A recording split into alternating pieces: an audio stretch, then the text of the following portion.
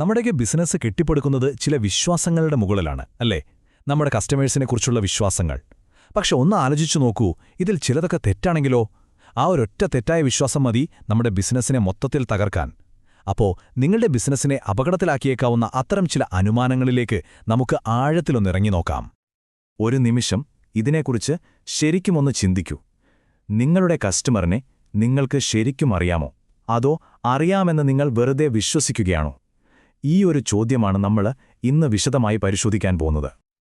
ഏതൊരു ബിസിനസ്സും ശരിക്കും പറഞ്ഞാൽ കുറേ അനുമാനങ്ങളുടെ മുകളിലാണ് നിൽക്കുന്നത്. കസ്റ്റമേഴ്സിന് എന്തു വേണം, അവരെങ്ങനെയാണ് ചിന്തിക്കുന്നത്, എവിടെയാണവർ കൂടുതൽ സമയം ചിലവഴിക്കുന്നത്, ഇങ്ങനെ ഒരുപാട് കാര്യങ്ങൾ. ഇതിൽ നമുക്ക് തെറ്റുപറ്റിയാൽ അത് ബലമില്ലാത്ത അടിത്തറയിൽ ഒരു വലിയ കെട്ടിടം പണിയുന്നത് പോലെയാകും. എപ്പോ വേണമെങ്കിലും താഴെ വീഴാം, അല്ലേ? അതുപോലെ തന്നെയാണ് ഇതും. അപ്പോൾ ഈ അനുമാനങ്ങളെപ്പറ്റി നമുക്ക് എങ്ങനെ ചിന്തിക്കാം? എളുപ്പമുള്ളൊരു വഴിയുണ്ട്. കസ്റ്റമറിന്റെ യാത്രയെ 4 പ്രധാന ഘട്ടങ്ങളായിട്ട് തിരിക്കാം. 1. അവർ നിങ്ങളെ കണ്ടെത്തുന്ന നിമിഷം. 2. ഒരു തീരുമാനമെടുക്കുന്നത്. 3. നിങ്ങളുടെ പ്രോഡക്റ്റ് ഉപയോഗിക്കുമ്പോഴുള്ള അനുഭവം. 4. അവർ നിങ്ങളോടൊരു വിശ്വാസ്യത കാണിക്കുന്നതും. ഈ ഓരോ ഘട്ടത്തിലും അപകടം പിടിച്ച അനുമാനങ്ങൾ ഒളിഞ്ഞിരിപ്പുണ്ട്. ഓക്കെ, അപ്പോൾ നമുക്ക് ആദ്യത്തെ ഘട്ടത്തിൽ നിന്ന് തന്നെ തുടങ്ങാം. ആദ്യത്തെ കണ്ടുമുട്ടൽ, അതായത് കസ്റ്റമേഴ്സ് നിങ്ങളെ എങ്ങനെയാണ് കണ്ടെത്തുന്നത്? നമ്മളിൽ പലരും വിചാരിക്കുന്നതെന്താ, ആളുകൾ ഗൂഗിളിൽ സെർച്ച് ചെയ്താണ് നമ്മളെ കണ്ടെത്തുന്നതെന്ന്. അതുകൊണ്ട് നമ്മൾ ഗൂഗിൾ ആഡ്സിന് വേണ്ടി കുറേ ക്യാഷ് കളയും. പക്ഷേ ചിലപ്പോൾ യാഥാർത്ഥ്യം അതായിരിക്കില്ല. ഒരുപക്ഷെ അവർ കൂട്ടുകാർ പറഞ്ഞറിഞ്ഞായിരിക്കും വരുന്നത്. അങ്ങനെയെങ്കിൽ നമ്മുടെ മാർക്കറ്റിംഗ് രീതി മുഴുവൻ തെറ്റിയില്ലേ? അവർ ഏത് സോഷ്യൽ മീഡിയയാണ് കൂടുതൽ ഉപയോഗിക്കുന്നത്? എന്താണ് അവരൊരു പുതിയ സാധനം വാങ്ങാൻ പ്രേരിപ്പിക്കുന്നത്? ഇതൊക്കെ വളരെ പ്രധാനപ്പെട്ട ചോദ്യങ്ങളാണ്. ശരി, അപ്പോൾ അവർ നിങ്ങളെ എങ്ങനെയോ കണ്ടെത്തി. പക്ഷേ അടുത്ത സ്റ്റെപ്പ് അതിലും വലുതാണ്. മാർക്കറ്റിൽ ഇത്രയധികം ഓപ്ഷനുകൾ ഉണ്ടായിട്ടും അവരെന്തിന് നിങ്ങളെ തിരഞ്ഞെടുക്കണം? എന്തുകൊണ്ടാണ് അവരെ യെസ് എന്ന് പറയുന്നത്? നിങ്ങൾ വിചാരിക്കുന്നുണ്ടാവും നിങ്ങളുടെ പ്രൊഡക്റ്റിന്റെ ഏറ്റവും വലിയ പ്ലസ് പോയിന്റ് അതിന്റെ വിലക്കുറവാണെന്ന്. പക്ഷേ കസ്റ്റമർ നോക്കുന്നത് ചിലപ്പോൾ ക്വാളിറ്റി ആയിരിക്കും. അല്ലെങ്കിൽ ഒരുപക്ഷെ തീരുമാനമെടുക്കുന്നത് ഒരാളായിരിക്കില്ല, ഒരു കുടുംബം മുഴുവൻ ചേർന്നായിരിക്കാം. ഓരോ തീരുമാനത്തിനും അവർ എത്ര സമയമെടുക്കുന്നു എന്നതുപോലും നമ്മുടെ ബിസിനസ്സിനെ ബാധിക്കുന്ന കാര്യമാണ്.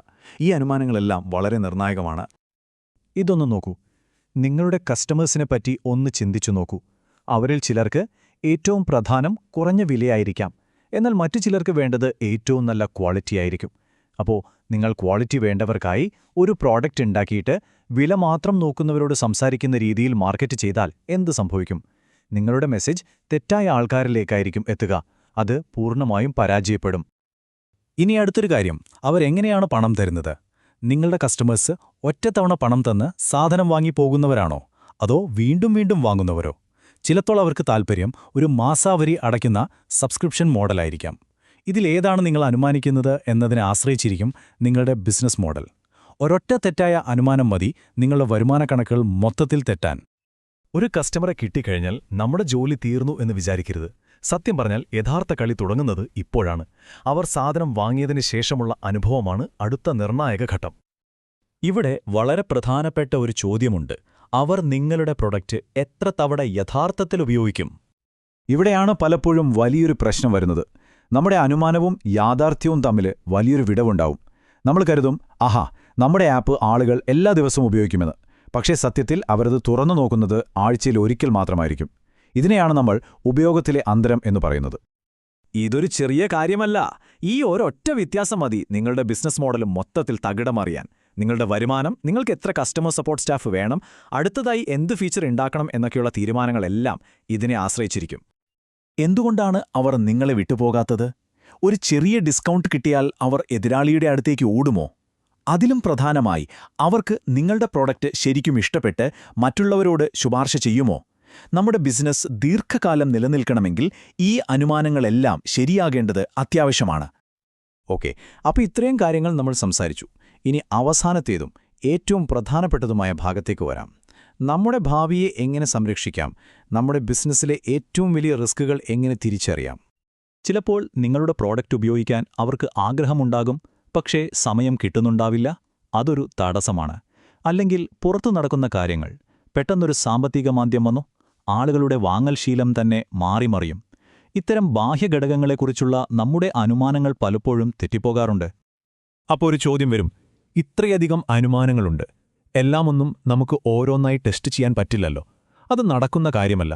പിന്നെ എവിടെ തുടങ്ങും? ഏത് അനുമാനമാണ് ഏറ്റവും പ്രധാനം? ഈ ഒരൊറ്റ ചോദ്യത്തിലാണ് എല്ലാം അടങ്ങിയിരിക്കുന്നത്.